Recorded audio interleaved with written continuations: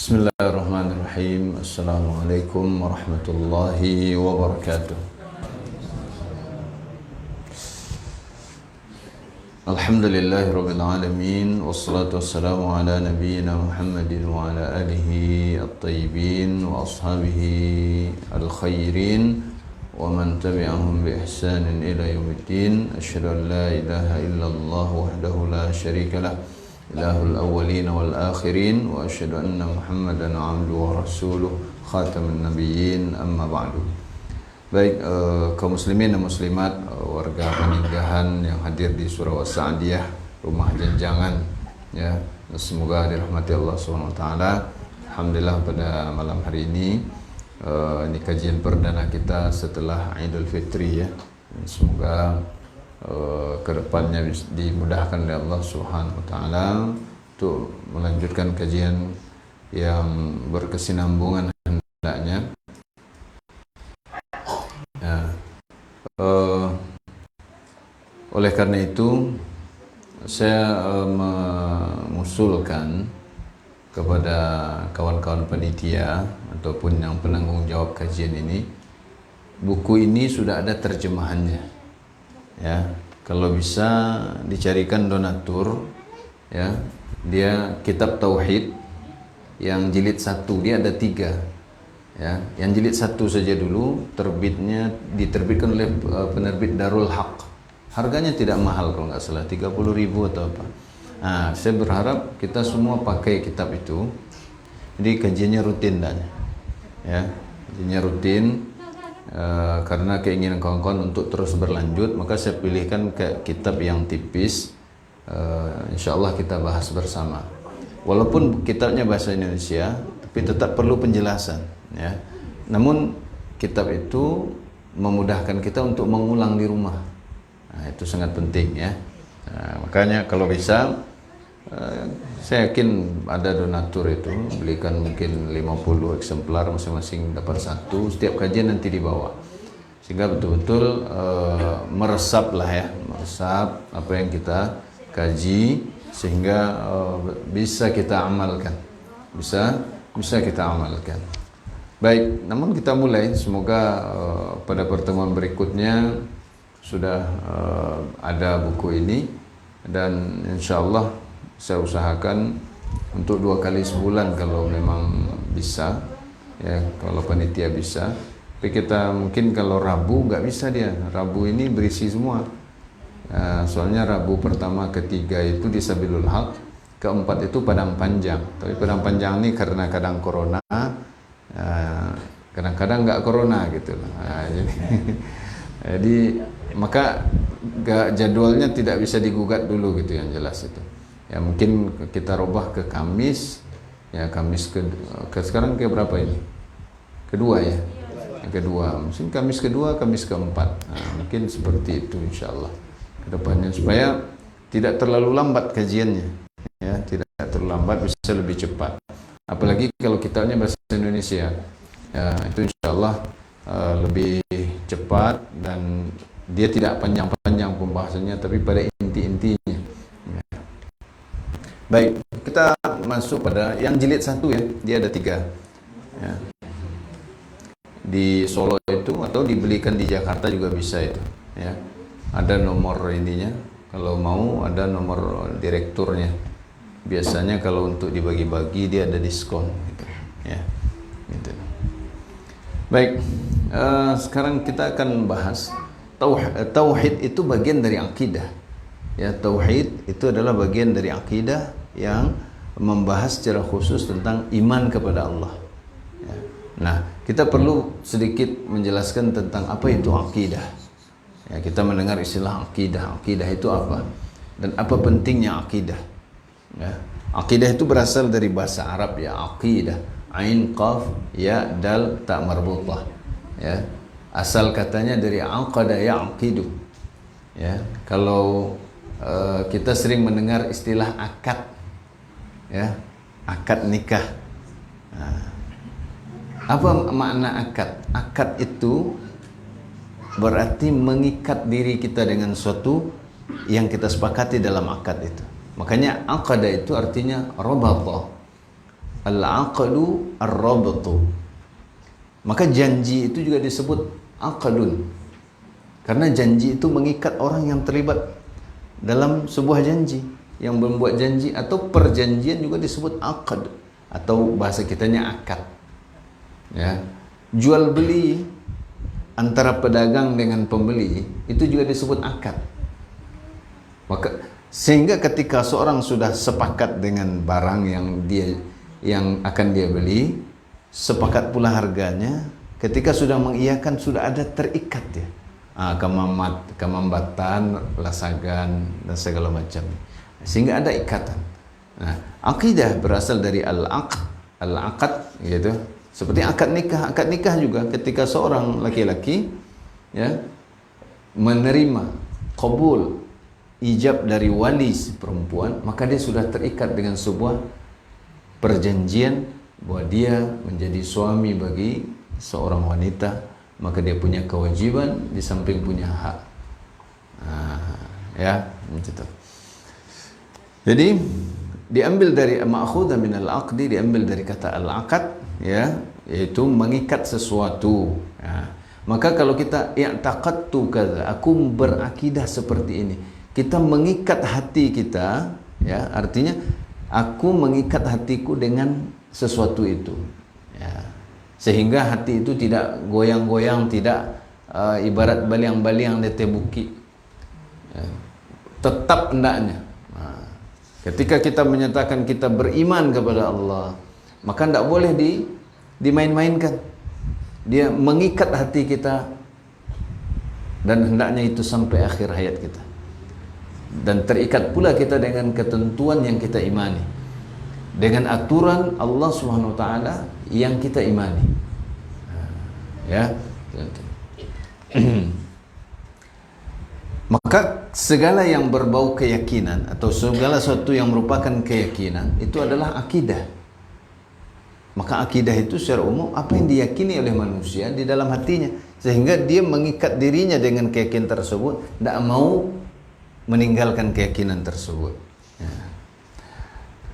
Ya. Dan akidah itu bisa benar bisa salah, karena manusia meyakini berbagai macam hal. Ya. Jadi akidah bisa benar bisa salah pula. Seperti orang Nasrani meyakini Isa anak Tuhan, itu akidah yang salah. Ya. Gitu. Maka ini secara bahasa itu akidah. Nah, akidah secara syariat ya, itu adalah rukun iman yang 6. Akidah secara syariat adalah al-imanu billahi wa malaikatihi wa kutubihi. Waalaikumsalam warahmatullahi wabarakatuh. Silakan Pak, Masya Allah.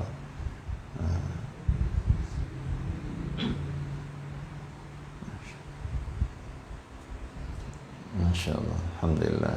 Ya, baik. Yaitu al-imanu billah, beriman kepada Allah, beriman pada malaikat-malaikat Allah dan kitab-kitab Allah dan rasul-rasul Allah, ya, beriman pada hari akhir dan beriman pada kadar baik dan kadar buruk. Iman ini yang harus menjadi pengikat hati kita. Enggak boleh goyah-goyah, enggak boleh ragu. Makanya orang munafik disebut kafir pada hakikatnya. Orang munafik di zaman Nabi SAW itu, dia tidak disebut orang beriman, dia disebut munafik, ya, yang hakikatnya adalah kafir karena di hati mereka tidak ada ikatan iman ini. Walaupun di lisan mereka mengatakan beriman, tapi di hati mereka tidak mengimani, tidak beriman kepada Allah, tidak beriman kepada malaikat-malaikat Allah, kitab-kitab Allah, rasul-rasul Allah. Ya, mereka mengingkarinya. Hari akhir dan kadar baik dan kadar buruk. Nah, inilah yang disebut dengan rukun iman. Nah, ketika kita berbicara tentang beriman kepada Allah, kita akan membahas tentang tauhid. Karena mengimani Allah sebagai pencipta satu-satunya bagi seluruh alam semesta, itulah tauhid. Mengimani bahwa hanya Allah yang berhak disembah, itu adalah tauhid. Mengimani bahwa hanya Allah yang memiliki nama dan sifat-sifat yang sempurna, maka itulah tauhid. Ya.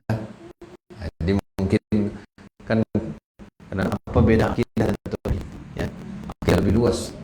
Tauhid itu itu berbicara tentang hak Allah SWT, yaitu satu bagian dari rukun iman. Walaupun rukun iman yang pertama ini adalah dasar dari seluruh rukun iman yang 5 lagi. Ya. Inilah yang pokoknya sebenarnya. Ya, gitu. Dan tentu masuk segala yang mengikuti 6 perkara tersebut, ya, yang merupakan kayak perkara-perkara yang i'tiqadiyah, keyakinan, ya, yang wajib diimani dengan kokoh, tidak boleh ada keraguan. Imanan jaziman, iman yang mantap, ya, tidak ragu-ragu. Kalau orang munafik itu enggak, dia mana yang enak saja. Dia menyatakan keimanan hanya untuk menyelamatkan dirinya, untuk mendapatkan kesenangan dunia. Kalau umat Islam menang, hanya minta jatah, jatah ambo. Tapi kalau kapai parang, ambo, tak bisa apa itu. Kok kalah? Kau lah ladeng kecian. Jangan paiju parang. Iya itu dalam Al-Quran itu diceritakan. Kok kalah umat Islam, akanlah kami kecian. Jangan paiju. Kok mana umat Islam? Kami kan bagian dari kalian. Agihlah segitik. Itu, ya. Baik. Dan iman itu harus kokoh dalam hati, tidak boleh ada keraguan. Ya, la yukhalituhu syakkun, tidak boleh dicampuri oleh keraguan. Lalu apa pentingnya kita belajar akidah yang benar? Ya. Pentingnya akidah. Terlepas dari benar atau tidaknya akidah, akidah itu mempengaruhi perilaku, mempengaruhi ucapan, mempengaruhi perbuatan. Apa yang diimani seseorang, ya, apa yang diyakini seseorang, itu yang akan dia kerjakan. Dan orang tidak akan nyaman melakukan sesuatu yang tidak dia yakini. Tapasonya mengerajuan misalnya. Nya tidak percaya tu, tapi nya kerajuan juga pasti tidak nyaman. Maka akidah yang batil membawa pelakunya pada kebatilan. Akidah yang benar akan menggiring pelakunya berbuat benar. Ya.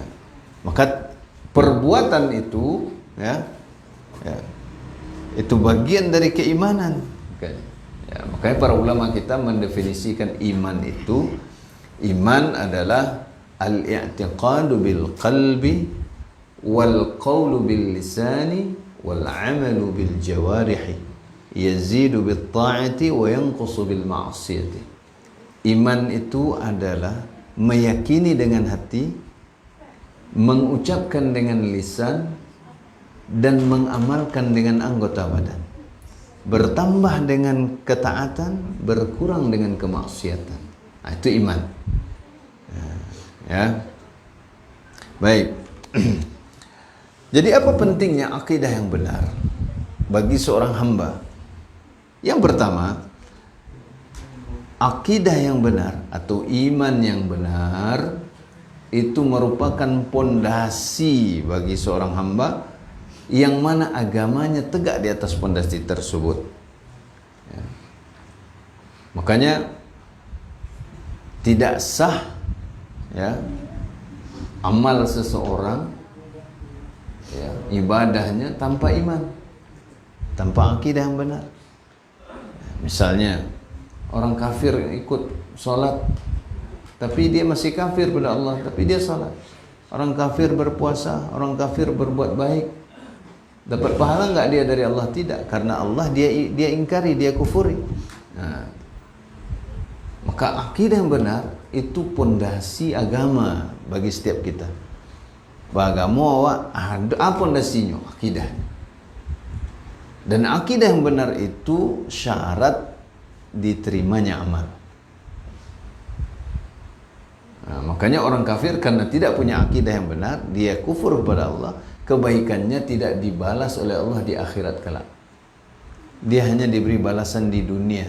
Dia makan minum kesenangan dunia karena kebaikannya. Kan ada orang kafir konan dermawan gitu. Aduh, ya. Tapi karenanya tidak beriman kepada Allah, Allah tidak memberinya balasan. Gimana mau diberi balasan? Ya, yang memberi balasan saja dia ingkari. Ya, gitu. Ada, saya diceritakan oleh seseorang waktu saya masih di toko orang tua, seorang sales dari kota Padang, dia mengatakan, ya ada memang orang kafir di Padang itu yang dia beli beras banyak-banyak, disuruh bagikan kemana saja. Orang Islamnya dikasih. Dermawan katanya. Ya. Tapi agamanya agama kesyirikan. Saya bilang nggak ada pahalanya amalnya. Karena akidah itu syarat, akidah yang benar itu adalah syarat sahnya suatu amalan. Ya, andaikan ada orang kafir ikut puasa Ramadan bersama kita, tidak ada pahalanya, tidak sah. Makanya kalau kita belajar fikih, itu setiap kali kita belajar itu disebutkan syarat wajibnya puasa, syarat wajibnya salat, ya, syarat wajibnya haji, syarat wajib zakat. Pasti yang pertama adalah Islam. Orangnya orang Islam. Kemudian balik, sudah balik. Kemudian berakal. Jadi orang kafir ya, kebaik apapun yang dia kerjakan tidak sah, tidak diterima oleh Allah SWT karena dia tidak beriman. Dan itu adil. Kenapa? Kan dia tidak berharap kepada Allah. Bagaimana mau berharap? Dia mengingkari Allah. Ya. Nah, itulah. Maka syarat diterima amal itu adalah akidah yang benar. Ya.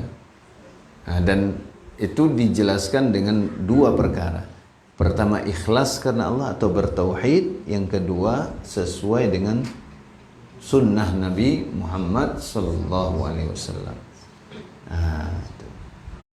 Baik. Sebagaimana firman Allah Subhanahu wa taala dalam surat Al-Kahfi ayat terakhir. Ya, bagian terakhir dari ayat tersebut, ayat 110. Faman kana yarju liqa'a rabbih falyamal 'amalan shalihan wa la yusyrik bi'ibadati rabbih ahada.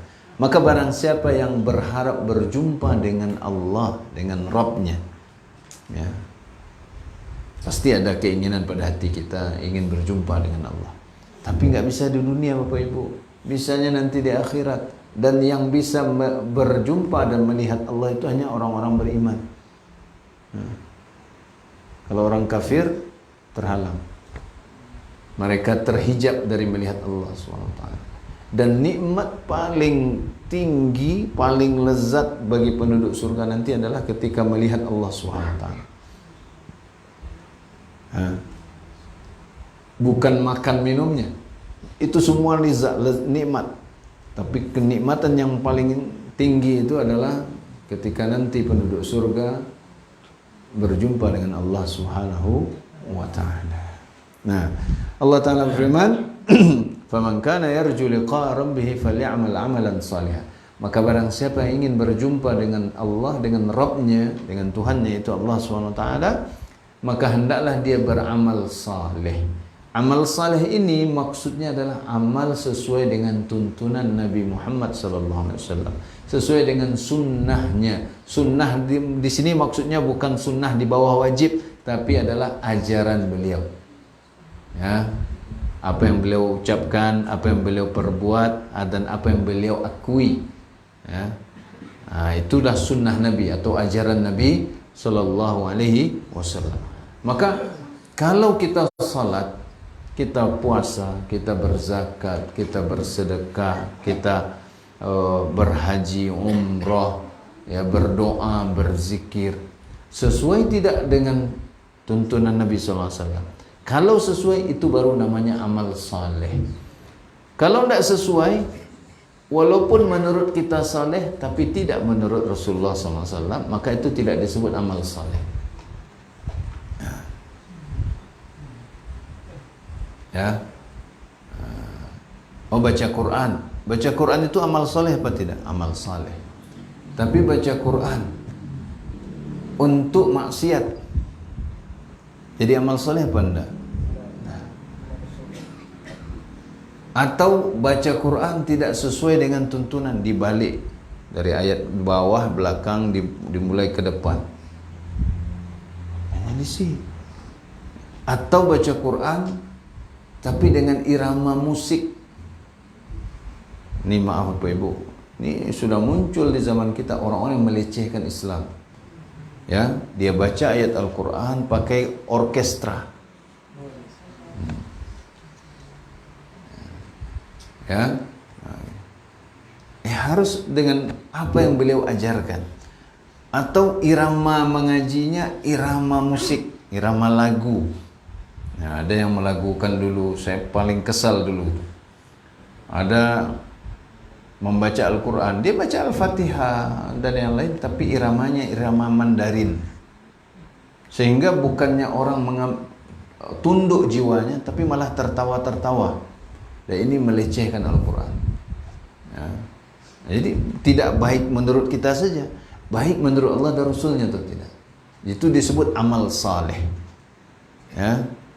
Nah, karena begini, karena kan ada sebagian manusia yang mengatakan, kan elok tuh. Kita lihat elok atau indah tuh, lihat tuntunan Nabi. Nabi awak saya Nabi Muhammad sallallahu alaihi wasallam. Alai suai. Kalau ndak suai maka ndak elok, walaupun elok menurut awak. Kira-kira paham maksudnya kah?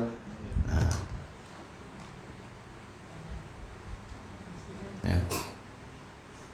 Doa, zikir, ibadah, ya, dan berbagai macam syariat yang lainnya. Zakat tu tidak seskuat tiwak saja. Kadang sebagian orang berzakat engkau balian sarung enggak 10 kodi itu aku zakat embo je. Selesai saja sudah. Ya.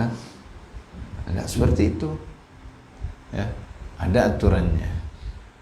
Dan tidak semua harta kena zakat. Nah, kalau sebagian orang kadang tanahnya kena zakat, rumah utuh, ya, sawah, sampai-sampai beko kopiah lo ini zakatnya. Nah, tidak semua harta kena zakat. Nanlah jadi tanah, rumah utuh itu tidak kena zakat, tidak lo dituang. Tidak lo dituang, jadi beko orang terzolimi akhirnya sadu, saya kena zakat tidak. Sepatu, baju, enggak.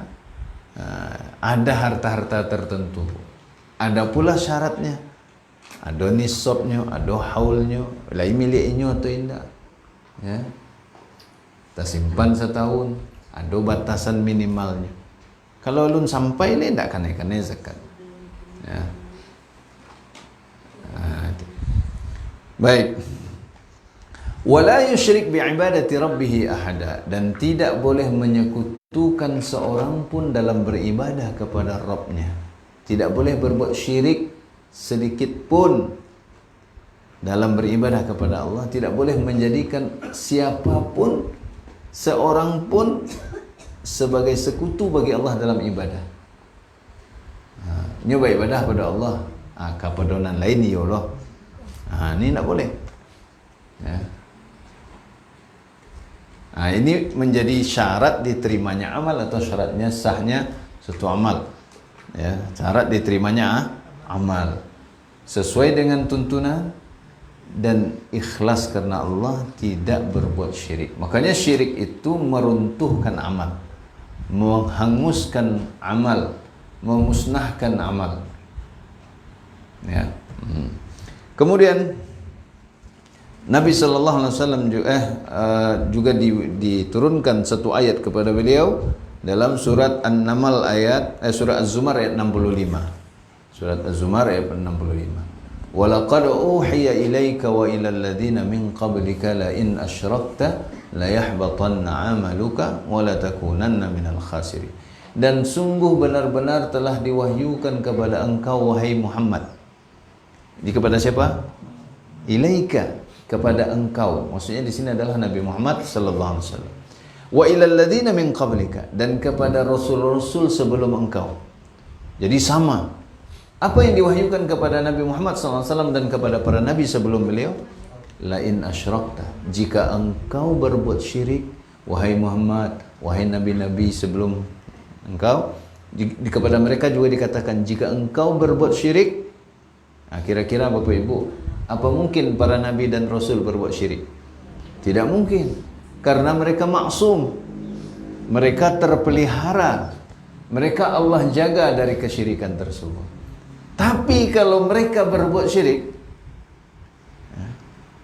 la yahbatanna amaluka, maka pasti musnahlah amal engkau.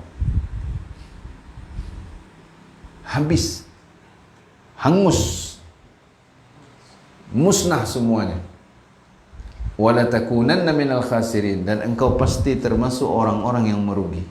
Bandak merugi, lah beramal dak ada pahalanya.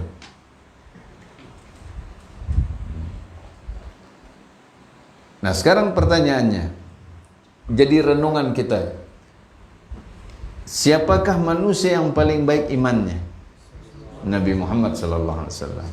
Siapa yang paling ikhlas? Nabi Muhammad sallallahu alaihi wasallam. Siapa yang paling banyak amalnya? Nabi Muhammad sallallahu alaihi wasallam. Yang paling baik amalnya, paling benar amalnya, paling baik akhlaknya, paling baik adabnya, paling dermawan, paling penyayang, paling santun, suami terbaik, pemimpin terbaik.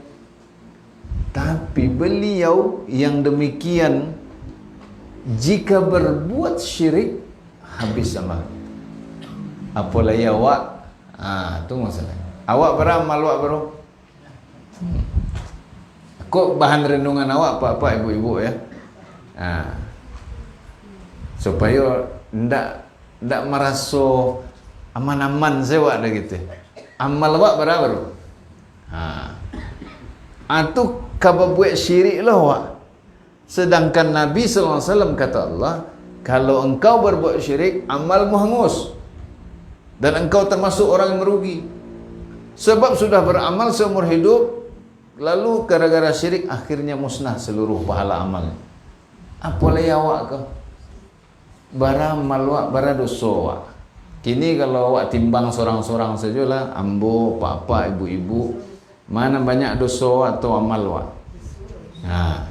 Sudah tu nan sagetek tu kadiangui handa ada kesyirikan. Kerugi awak tu. Rugi ke mana? Sudah lamal sagetek, berani lo berbuat syirik. Habis dia. Habis sehabis-habisnya. Nah, itu dalam Al-Quran itu. Sayangnya kita sering mengabaikan Al-Quran. Maksudnya, wak baca paliang-paliang Yasin, sudah tu kulhu ke belakang. Itu bagian dari Al-Quran, tapi tidak boleh meninggalkan yang lainnya. Ya. Surat Az-Zumar ayat ke-65, surat ke-39. Ya. Baik. Kemudian Allah Subhanahu wa taala juga berfirman dalam surat yang sama, yaitu surat Az-Zumar ayat 2 ayat 3. Fa'budillaha mukhlishan lahud-dina ala lillahid dinul khalis. Maka beribadahlah kepada Allah dengan mengikhlaskan agama hanya untuknya. Artinya bertauhid. Ikhlas itu artinya memurnikan. Kita sering berkata begini, saya ikhlas gitu. Ya. Apa makna ikhlas? Ikhlas itu memurnikan. Apa yang dimurnikan? Ibadah. Dimurnikan untuk siapa? Untuk Allah. Artinya beribadah itu hanya untuk Allah. Murni untuk Allah saja. Murni beribadah kepada Allah, tidak ada campur-campurnya. Kalau sudah bercampur, nyoba doa kepada Allah, berdoa lo kepada si fulan, itulah bercampur nama, itu nan syirik. Yang namanya tauhid mengesahkan, yo cie nanti ibadahinya. Ikhlas, ia murni Allah yang disembah, tak ada selain Allah disembah. Ya. Ibadah itu tidak boleh diberikan kepada selain Allah, barulah disebut ikhlas. Ya. Ala lillahid dinul khalis. Ketahuilah hanya milik Allah sajalah agama yang murni. Ibadah yang murni itu hanya milik Allah. Kalau sudah diberikan kepada selain Allah, maka tidak lagi disebut agama yang murni. Itulah kesyirikan. Nah, orang-orang musyrik dahulu kan begitu. Mereka menyembah berhala itu, ini kan cuma seperantara saja katanya. Kami menyembah Allah juga, tapi melalui berhala ini. Itu orang musyrik dahulu. Ya. Itu. Baik. Jadi ayat-ayat yang mulia ini, 3 ayat yang kita sebutkan ini, ya, menunjukkan, ya, dan apa yang ayat-ayat yang semakna dengannya, ya, dan ayat itu banyak menunjukkan bahwa amal tidak diterima kecuali jika amal tersebut ikhlas atau bersih dari kesyirikan, bebas dari kesyirikan, ya. Oleh karena itulah perhatian utama para rasul sejak Nabi Nuh alaihissalam sampai Nabi Muhammad sallallahu alaihi wasallam, ya, adalah memperbaiki akidah. Itu dakwah yang pertama kali ditanamkan, ya. Karena kesyirikan itu muncul pertama kali pada umat Nabi Nuh alaihissalam. Syirik pertama kali muncul pada umat Nabi Nuh alaihissalam. Maka sejak itu Allah mengutus Nabi Nuh yang sebagai Rasul pertama untuk memperbaiki akidah umat ini agar kembali kepada akidah Tauhid, ya. Dan beliau berdakwah selama 950 tahun. Kalau ambo ya nak taluk, awak lihat taluk itu 950 tahun. Mungkinlah banyak nak bosan mah. Iya, ya badan tambah rapuh aja. Ya, coba siapa yang paling tua di antara kita sekarang ini? Ada yang sudah 80 tahun? Ada? 80? Hampir. Nah, kalau ditambah lagi umur Pak, 70 tahun lagi, 150 tahun. Mungkinlah latihan rasanya. Lihat taluk juga naik jenjang kolah. Dengan itu. Ini Nabi Nuh diberi umur panjang. Pada awal-awal Nabi Adam itu berumur sekitar 1000 tahun, ya. Nabi Nuh itu berdakwah saja. Sebagian ulama menafsirkan bahwa 1000 tahun kurang 50 itu umur dakwahnya, bukan umur hidupnya, ya. Itu yang ikut jadi pengikut Nabi Nuh alaihissalam, ya. Ada banyak riwayat. Ada yang mengatakan hanya 12 orang. Ada yang mengatakan paling banyak 80 orang. Jadi riwayatnya paling banyak 80 orang dan yang paling tepat katanya 12 orang. Kira-kira barang lama seorang orang di dakwah itu 950 tahun. Ya, makanya umat Islam ni umat yang paling dirahmati oleh Allah SWT. Umur mereka singkat, ibadah mereka sedikit. Ya, sebenarnya Nabi Nuh itu terus beribadah tuh. Yang pengikutnya juga beribadah sepanjang hayat mereka. Nah, kita ibadah sedikit, sayangnya kok banyak yang malas gitu. Ya, rugi. Pahala paling besar, amal paling sedikit, ya. Masuk surga pertama kali umat Islam, umat Nabi Muhammad SAW. Umat terakhir, umat pertama masuk surga. Anda kena mau masuk surga. Kalau ia ingin masuk surga, jangan berbuat syirik. Itulah. Maka para Nabi dan Rasul itu pertama kali mereka serukan itu adalah Tauhid. Dan mereka melarang syirik. Karena Tauhid tidak akan tegak dengan adanya syirik. Maka syirik diperangi, Tauhid ditegakkan. Baik. Makanya Allah Subhanahu wa taala berfirman dalam surat An-Nahl, ya, ayat 36.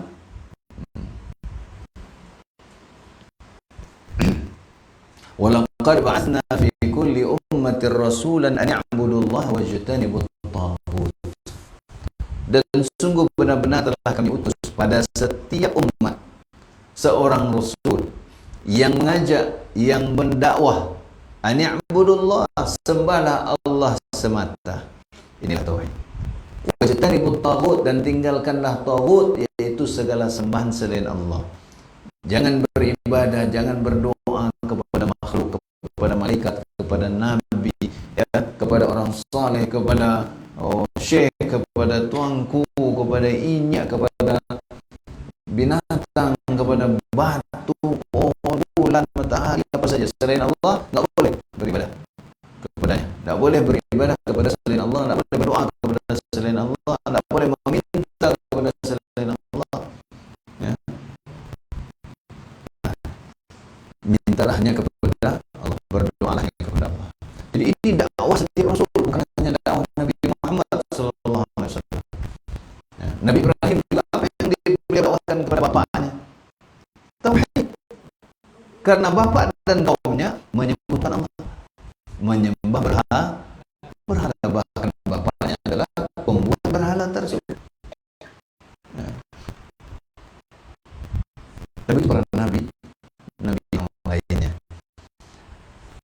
Dan setiap Rasul itu pertama yang mereka serukan adalah tauhid. Ya. Adalah tauhid. Itu dalam surat Al-A'raf, ya, ada sekitar 4 ayat, ayat 59, 65, 73 dan 85. Intinya sama. Ya qaumi ibudullaha ma lakum min ilahin ghair. Wahai kaumku, sembahlah Allah, kalian tidak punya sembahan yang hak selain Allah. Ya. Tidak ada yang berhak disembah selain Allah. Ya. Nah, kita saja umat Islam, salah satu syirik yang banyak terjadi, yang tersembunyi adalah syirik ria. Nah, kalau kita ria dapat pahala enggak? Enggak. Itu syirik menghanguskan amal. Ria, dia merusak amal yang dimasuki oleh ria. Tapi kalau seluruh amal ria, maka tidak ada pahalanya. Ya. Maka menjadi penting sekali Bapak Ibu kita belajar tauhid. Dengan kita mempelajari tauhid, kita memiliki ilmu, lalu dengan ilmu itu kita bisa tahu mana yang ria, mana yang bukan. Ketika ria muncul, ketika syirik muncul dalam apa yang harus kita lakukan, apa yang harus kita ucapkan, dan segala macam. Ya, kalau kita terlanjur berbuat syirik atau pernah dahulu berbuat syirik, kita tahu sekarang itu syirik. Bagaimana cara bertaubat? Ya, apakah taubat kita akan menghapus dosa syirik? Iya. Karena setan kadang-kadang begini, memberikan rasa putus asa dalam hati kita. Tidak mungkin diterima taubat ambo, dia salah hari baru suci. Karena setan ingin kita jadi temannya di neraka. Ya. Tentu dengan pemaparan ini kita bisa paham betapa pentingnya kita belajar akidah dan tauhid.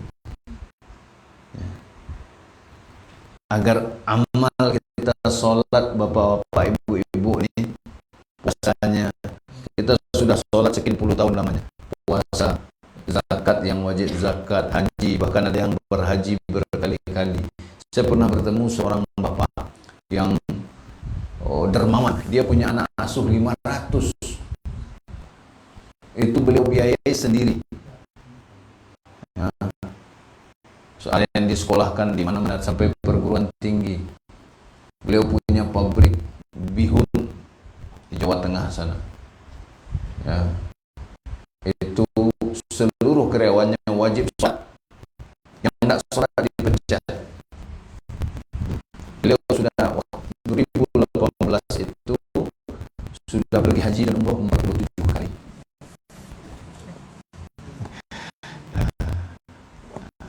Apa kira-kira Bapak Ibu? Jadi makin dia gihan harta itu makin tambahannya kecil dia. Karena beliau dulu itu orang miskin, diasuh pula oleh orang kaya. Dulu minum teh manis saja katanya, tak di punggu sama dihitungan bulan. Iya, beliau menunggu tamu orang kaya ini pulang, sisa teh manisnya itu dikumpulkan diminum. Saking malunya dan takutnya. Ketika beliau kaya, beliau punya anak asuh, dibebaskan, kalian mau makan minum apa saja, tinggal dibuang. Nah, beliau pernah berkata kepada saya, Ustaz, kalau Ustaz ke Jawa Tengah, ke kota saya, hubungi saya, bawa mobil, nanti mobil Ustaz saya isi barang saya semua. Maksudnya produk dia, itu bihun. Kan panjang, Allah adanya bihun satu kan. Kecuali mau penjual bakso kan, agak aman lah. Tapi beliau begitu bilang, Masya Allah, ya, ke pabrik jarang-jarang. Karena apa? Karena dia yakin, dia tenang. Anak buahnya ini orang yang semuanya menjaga sholat, dan beliau yang orang menjaga sholat pasti ya. Takut makan yang haram. Tinggal akidah yang benar itu membawa ketenangan. Nah, coba bayangkan Bapak Ibu, hajinya itu tidak seorang Bapak Ibu, tidak seorang, ajak keluarga tuh. Bahkan sebagian karyawan, sebagian teman, bahkan ada teman-temannya yang bersuara bersama kami di situ di Makkah. Ya, indah putih warnanya, ini nama baik dia buat. Nah, coba bayangkan tuh. Nah, barang putih kira-kira. Nah, cukup kalau ibarat sekarang namanya. Nah, Masya Allah. Ya. Coba bayangkan, andai kan seperti itu kebaikannya. Kalau dia berbuat syirik, musnah semuanya. Ya, musnah. Maka penting sekali berahli berat. Dan beliau saat itu umurnya sudah berapa ya? Pokoknya sudah kepala 6 lebih. Ya, tahun 2018 itu. 6 lebih dan masih sehat, masih lincah. Beliau kira juga uang datang terus, dibelanjakan, diberikan kepada manusia buat baik, malah uang yang datang jauh lebih banyak. Dan bisa jadi sampai sebelum corona itu mungkin sudah 50 kali. Ya. Insyaallah. Haji dan umroh. Kalau nggak salah hajinya 10. Dari 47 itu haji 10 kali, umrohnya 37 kali. Ya. Laita lo lewat. Ya. Ya. Dan Nabi Sallallahu Alaihi Wasallam dalam mendakwahkan tauhid itu begitu pentingnya dakwah tauhid. Itu sepanjang dakwahnya beliau mendakwahkan tauhid. Bahkan 13 tahun beliau berdakwah 23 tahun. 23 tahun. 13 tahun itu khusus tauhid saja yang banyak didakwahkan. Ya. Salat 5 waktu saja kapan diwajibkan? Setelah 10 tahun. Puasa di mana diwajibkan? Di Madinah. Ya. Zakat, haji dan yang lain-lainnya itu di Madinah. Dan di Madinah dakwah tauhid terus berlangsung. Jadi memang inti dakwah Nabi Muhammad SAW itu adalah tauhid, yaitu mengesahkan Allah dalam ibadah. Nah, dan ini menjadi teladan bagi kita bahwa yang pertama kali kita tanamkan itu dan kita dakwahkan adalah tauhid. Tapi jangan lupa bahwa tauhid itu juga didakwahkan dengan adab dan akhlak yang mulia. Kenapa? Karena Nabi SAW sebelum menjadi Rasul pun akhlak dan adabnya mulia. Jujur, amanah, santun, dermawan. Sebelum menjadi Rasul. Apalagi setelah menjadi Nabi dan Rasul. Nah, sebagian kita kadang-kadang kan ini yang kurang tepatnya ini. Ya. Begitu mengenal dakwah tauhid, mengenal dakwah sunnah, woi, takak pendekar turun gunung. Pisau orang tumpu asa sadonya nyosan dan tajam. Nah, gitu. Nah, tetap menjaga akhlak dan adab yang mulia. Sebagaimana Nabi Muhammad Sallallahu Alaihi Wasallam. Lalu dengan akidah ini baru kita tanamkan pula syariat perintah dan larang-larang syariat. Baik. Kemudian dari sekarang sumber akidah kita apa gitu. Ini penting. Kita meyakini sesuatu itu perlu tahu sumbernya. Sumber akidah dalam Islam ini apa? Ya, sumbernya dua saja. Ya, dua saja. Ulama menyebutnya akidah itu tauqifiyah. Ya, tauqifiyah. Apa maksudnya tauqifiyah? Tauqifiyah itu harus berdasarkan dalil syariat. Dalil syariat itu ada dua yang menjadi sumber akidah. Al-Quran dan Sunnah. Ya. Jadi kalau Nabi SAW mengatakan begini begitu, itu menjadi sumber akidah. Ya.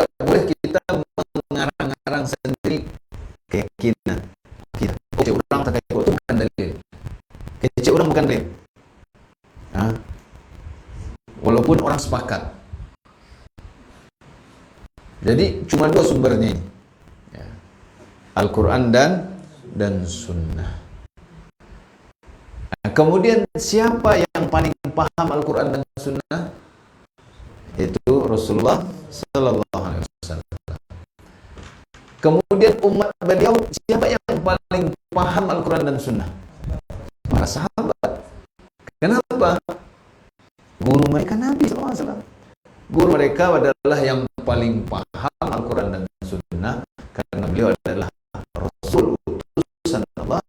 Maka murid-muridnya adalah menjadi umat yang paling benar pemahamannya terhadap Al-Quran dan Sunnah. Makanya sumber akidah dalam Islam itu adalah Al-Quran dan Sunnah.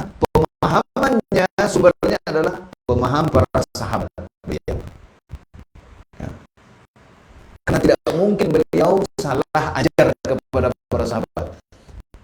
Dan sahabat ini telah diakui pula oleh Allah Subhanahu wa Ta'ala.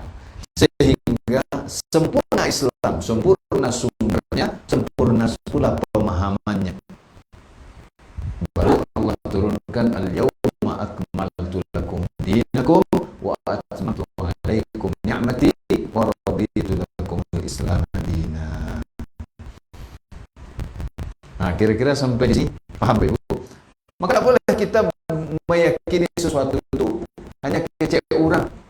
Orang kayak kos. Nah, itu bukan dalil. Termasuk bukan dalil adalah mimpi. Mimpi itu bukan dalil. Kalau mimpi ya, wasuwo syekh dia, wabu dia, ya, itunya kecilnya, wahai fulan, kamu sudah dijamin masuk surga, nggak usah lagi sholat. Misalnya, dia boleh tinggal sholat enggak? Nabi SAW dan beberapa sahabat itu sudah dijamin surga. Mereka tidak pernah meninggalkan sholat. Ya. Kan ada waktu itu. Nah, ini hati-hati Bapak Ibu. Setan sering menipu. Kan orang kadang-kadang itu mimpi. Mimpi dari mimpi itu nyubi ajaran baru. Itu menyalahi Al-Quran dan Sunnah. Ya, mimpi kita itu bukan wahyu, bukan pula dalil. Ya. Sebentar.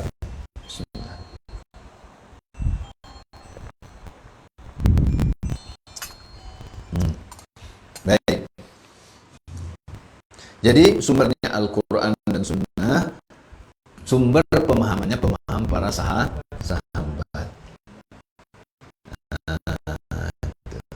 Tabi'in itu murid para sahabat, tabi'in muridnya para tabi'in.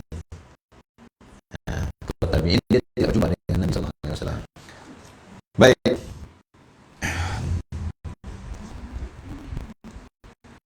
Mimpi atau wangsit atau bertapa ataupun kitab yang dibuat manusia, susun manusia, itu bukan sumber akidah. Ucapan guru bukan akidah. Makanya guru kita adalah guru yang mengambil dari Al-Quran dan Sunnah dan pemahaman para sahabat agar tidak menyimpang. Bukan pemahaman sendiri-sendiri. Nah, kalau punya paham seorang-seorang kau Pak Ibu, kacau adanya. Nah, banyak contoh. Nah, di antaranya ya, Mbok pernah dialog dulu di Solo, suami istri itu. Ya. Tangan tok dulu lah. Kalau tak panitia kalau lah kopi. Itu. Ya. Jalan tapi yang penting halal. Nah, daripada tapi hati dongkol. Ya. Baik. Jadi dia ikut suatu ajaran yang mengambil Al-Quran itu dipotong-potong, satu ayat diambil tengahnya. Ini cocok di ajaran ini. Kalau ayat dibaca dari awal sampai akhir langsung batal ajarannya itu. Tapi ini potong karena itu lama pengikutnya potong. Akhirnya penyelesaian. Kecilnya. Dalam surat Al-Kahfi ayat 19. Nah, dalam surat Al-Kahfi ayat 19. Ya. Ketika Ashabul Kahfi bangun dari tidur panjangnya, tidur selama 309 tahun. Mereka bangun. Dan ketika mereka bangun, mereka masih dalam keadaan muda seperti ketika baru tidur. Sementara orang-orang yang hidup di zaman mereka sudah meninggal semua. Allah tetap menjadikan mereka muda. Makanya ketika mereka bertanya, berapa lama wah tinggal di situ? Kecilnya mungkin sehari atau setengah hari. Itu dalil bahwa mereka tidak lama tua. Tetap muda seperti mereka datang pertama kali dulu ke dalam gua. Kalau mereka bangun sudah tua, gigi sudah rontok, rambut sudah banyak, nggak mungkin dijawab setengah hari atau 1 hari. Bangun-bangun tidur 309 tahun lamanya tidur, jago-jago pari dita. Lapanya. Maka mereka mengatakan, fab'atsu ahadakum biwariqikum hadhihi ilal Madinah. Nah, itu yang diambil oleh kelompok menyimpang ini. Maka suruhlah, kirimlah ya, seseorang dari kalian ke kota ya, dengan uang perak kalian ini. Tujuannya apa? Falyanzur ayyuha azka ta'aman falyatikum birizqin minhu. Hendaklah dia mencari makanan yang paling baik ya, yang sehat, halal ya. Lalu hendaklah dia membelinya untuk kalian. Ya, sebagai rezeki bagi kalian. Tapi orangnya hanya mengambil ila biwariqikum hadhihi. Fab'atsu ahadakum biwariqikum hadhihi. Itu saja diambil. Maka utus seseorang dari kalian ilal Madinati ya. Biwariqikum hadhihi ilal Madinati, dengan membawa uang perak kalian ke kota. Apa ajarannya yang salah? Kecilnya ikut perintah dari Allah, kau orang desa untuk bersedekah di kota. Coba lihat itu. Bapak Ibu bisa cek Al-Quran. Ambo saja tak kaji-kaji mendengar tu. Entah aku apa Ibu tak kaji. Sampai seperti itu. Nyo percaya dulu. Akhirnya mereka pergi ke kota, ke rumah gurunya itu, mandi di situ, mandinya maharnya selitas lah. Di mado ajaran Nabi SAW mandi sama bayi. Ibadah kita ini tidak bayar. Haji itu tidak bayar. Yang kita bayar tiket pesawatnya, hotelnya, ya makanannya. Yang haji itu tidak ada bayar. Ikut mandi saja. Bayar seorang 1 juta. Bayar suami istri 2 juta. Tiket pesawat balik yang buang seorang sekali berangkat 50 pasang. Berarti masuknya. Maka yang sesat pun tidak lapeh dari piti masuk. Ya. Iya.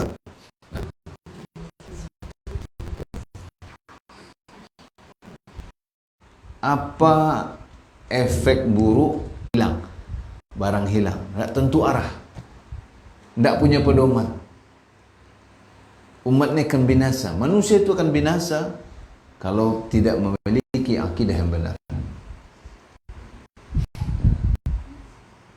Maka ketika umat Islam misalnya menyimpang dari akidah yang benar, dia jadi permainan orang-orang kafir, dilecehkan oleh orang kafir. Orang kafir menjadi tidak takut kepada kita.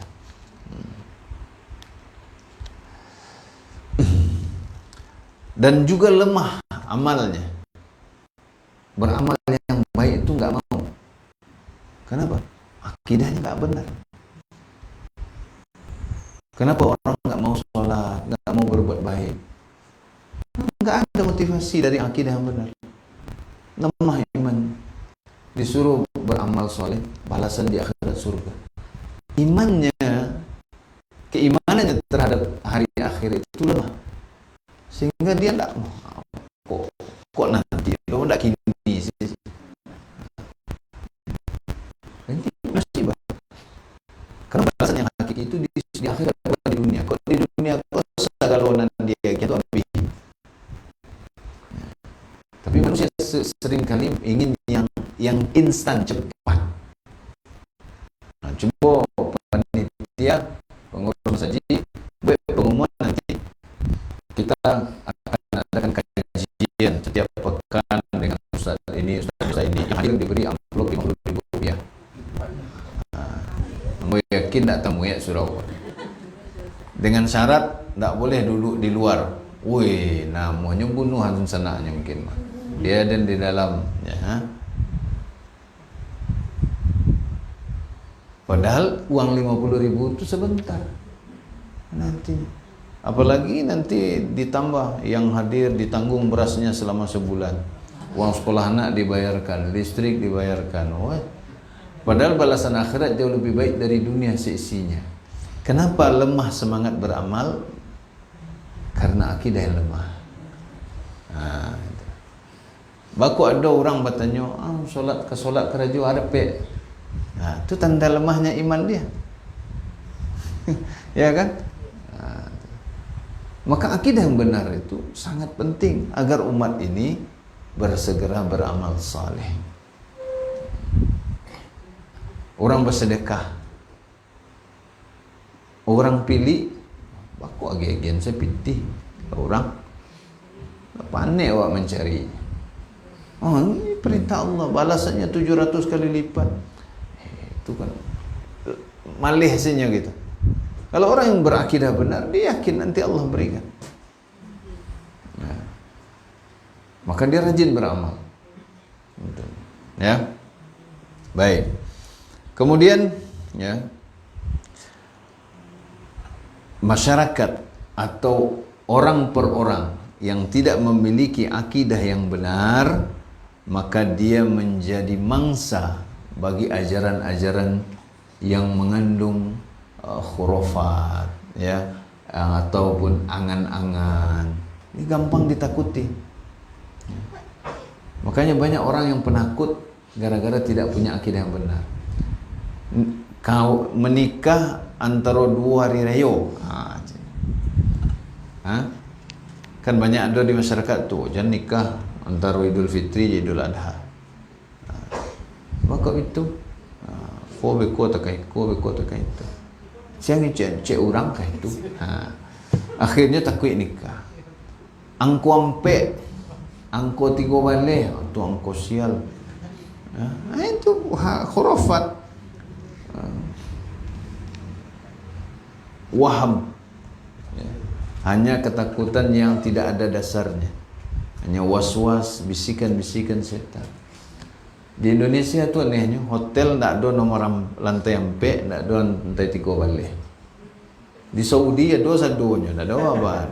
Ya. Cuba baca caranya angko 5 ada, kalau tak ada angko 4. Baca caranya angko 4 balik katih ada, kalau tak ada angko 3 balik. Makanya waktu main bola di kampus dulu, kami buat kaos tim bola, ambo minta nomor 3 balik nomor punggung ambo. Nah, buira. Kini je buat kawan-kawan basket minta buat kaos kostum lu nomor 3 balik je. Itu apa? Untuk mendobrak itu. Ya. Ambo nikah dulu, akad nikah ambo tanggal 3 balik. Iya. Itu. Ya. Ada masalah gitu. Gitu. Cuba bapak ibu, siapa punya anak lebih dari 2 balik siko? Ada yang punya anak 3 balik orang?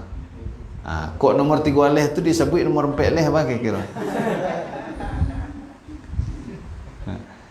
Nah, ada itu inisial tak ada. Ya.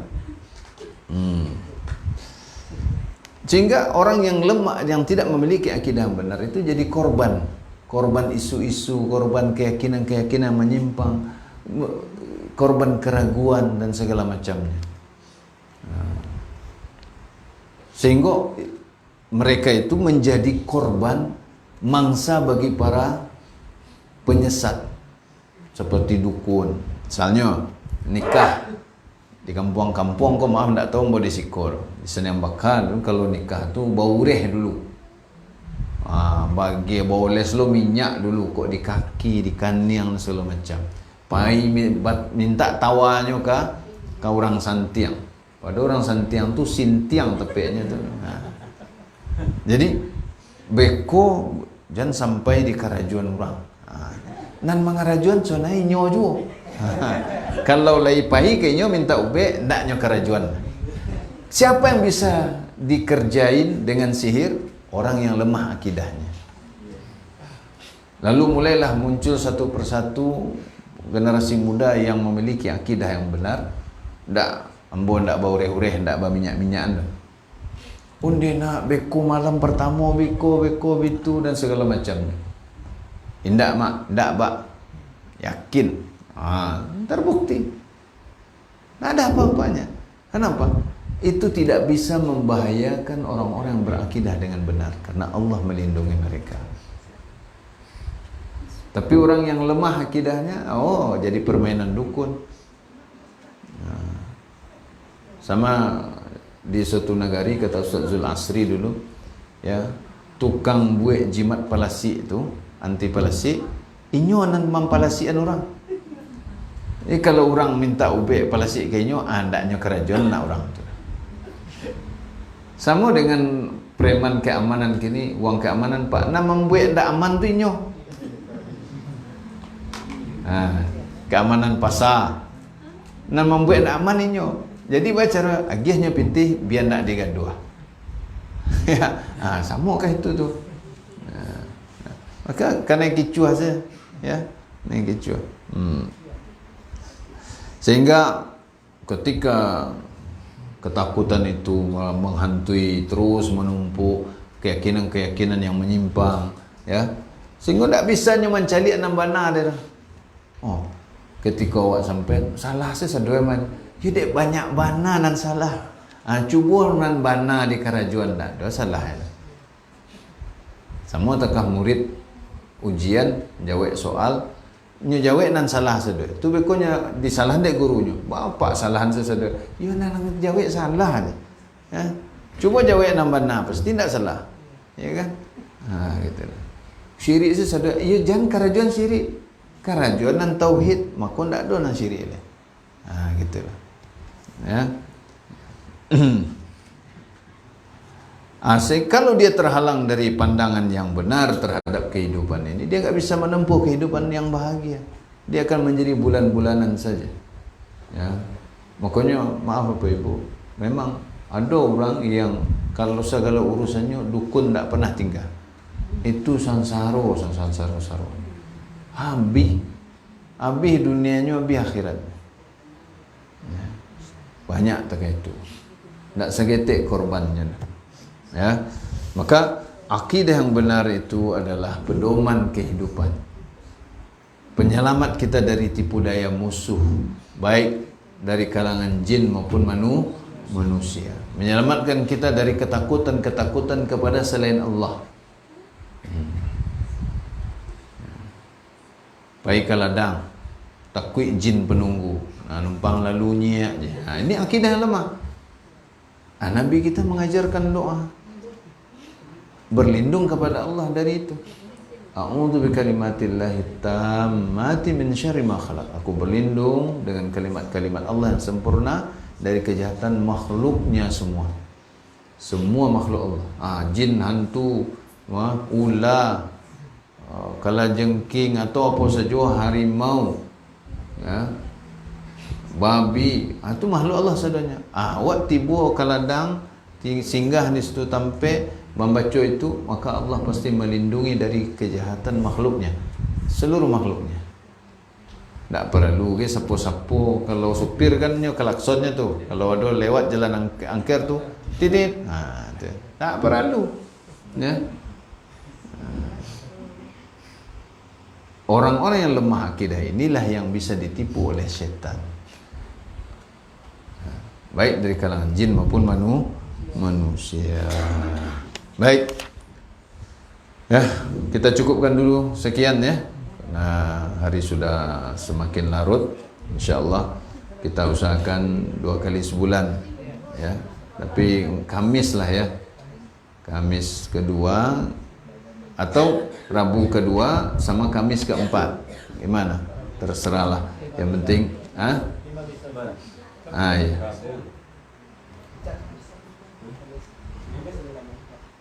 Nah, Rabu cie, Kamis cie bah. Karena Rabu nang kampe kok kawan Padang Panjang kok lah bisa kajian ni Ustaz tanya tu. Karena jadwal di situ tidak bisa digeser kini.